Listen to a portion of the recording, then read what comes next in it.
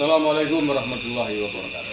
Saudara-saudaraku yang saya cintai dan banggakan, Anies Baswedan diwacanakan akan maju pada Pilgub DKI Jakarta beberapa bulan yang akan datang.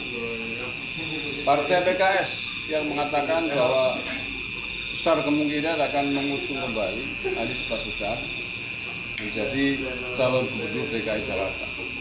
Dan itu kata petinggi PKS ya, sahabat Tani di Detik, dia bahkan sudah mengkomunikasikan hal itu dengan Anies Baswedan. Walaupun Anies Baswedan menjawabnya secara diplomatis, belum mau menjawab, masih menunggu hasil pilpres, hasil pengumuman yang akan dilakukan oleh KPU. Tapi setidaknya secara tersirat nampaknya ia akan bersedia untuk diajukan kembali. Kalau menurut saya ya, kalau sampai Anies Baswedan kemudian bersedia diusung kembali menjadi calon gubernur DKI Jakarta pada pilkada serentak yang akan datang ini, menurut saya adalah gambaran sosok yang gila jabatan, sosok yang tidak tahu malu menurut saya.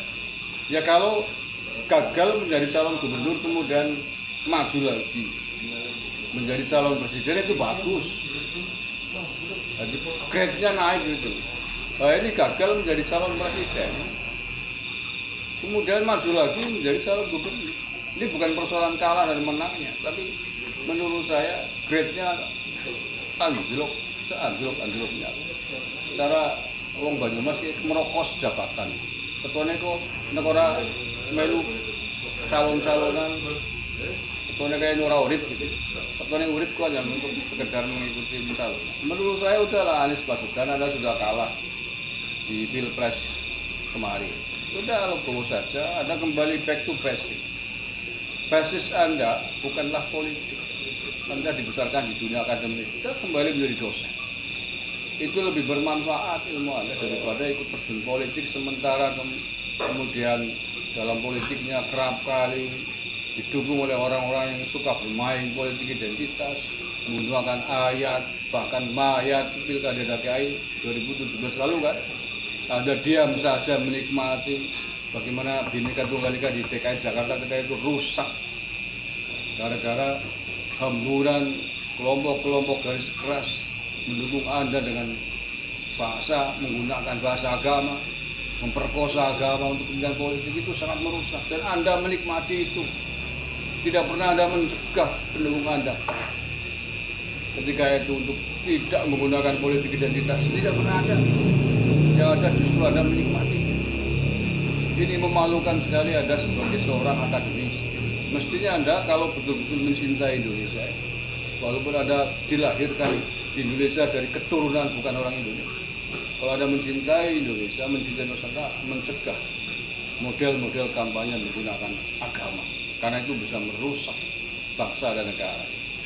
DKI Jakarta pada pilkada DKI 2017 itu adalah pilkada yang menurut saya sangat buruk. Karena di situ orang menggunakan masjid untuk mengkampanyekan Anda, Anies Baswedan. Bahkan mengancam pada orang-orang yang tidak mendukung Anda, mengancam kepada pendukungnya Ahok untuk tidak disolati ketika tidak mendukung Anda. Ini kan luar biasa merusak. Indonesia bukan negara agama. Siapapun boleh mencalonkan menjadi calon gubernur, calon presiden ketika memang memenuhi persyaratan sesuai dengan konstitusi yang ada. Tidak bisa kemudian alasan agama digunakan untuk memukul lawan-lawan politik.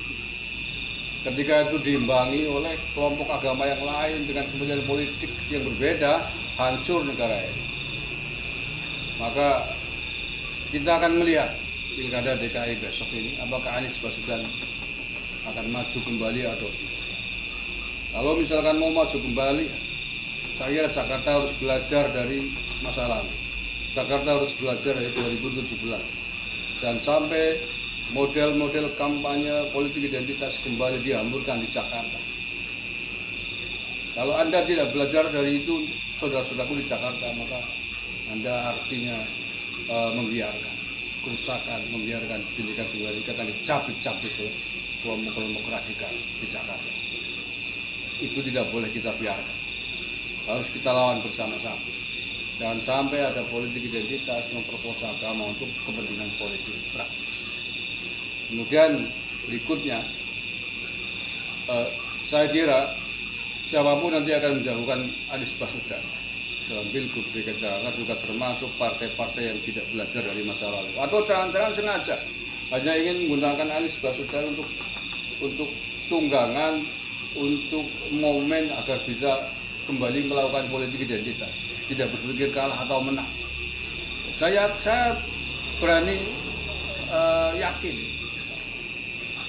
saya yakin ketika nanti Anies Baswedan diajukan lagi menjadi calon, pasti akan muncul kembali model-model politik identitas, muncul model-model agama, dijadikan alat untuk kampanye politiknya Anies Baswedan. Anies Baswedan mungkin pura-pura tidak tahu, tapi tidak pernah mungkin. Itu tidak mungkin. Dan seandainya nih, walaupun saya yakin tidak akan, kalau maju tidak akan bisa memenangkan Pilgub DKI, reputasi jejak masa lalu, Pilpres kembali telah membuat kita sadar siapa dia sebenarnya. Kalaupun jadi umpamanya ya, kalaupun jadi gubernur, apa ya? Akan menjadi gubernur di bawah presiden yang dia nilai 1. Ya, besok presidennya kan Pak Prabowo. Bagaimana mungkin gubernur akan harmonis dengan presiden yang dia nilai 1? Ya, menilai 11 dari 100 kan sama aja menilai 1 dari 10. Gubernur kemaki kemelitah seperti ini, kemudian kira-kira ketika menjadi bawahnya presiden yang dia nilai 1, gimana kira-kira? Saya kira tidak mungkin akan terjadi hubungan hierarkisme pemerintahan yang harmonis, bahkan mungkin lebih parah daripada ketika Anies menjadi gubernur dan Jokowi menjadi presiden. Tapi menurut saya seandainya itu pun terjadi, Anies saya kira pun akan melakukan hal yang sama. Ya katakanlah pembangkangan sebagaimana yang dulu pernah dia lakukan.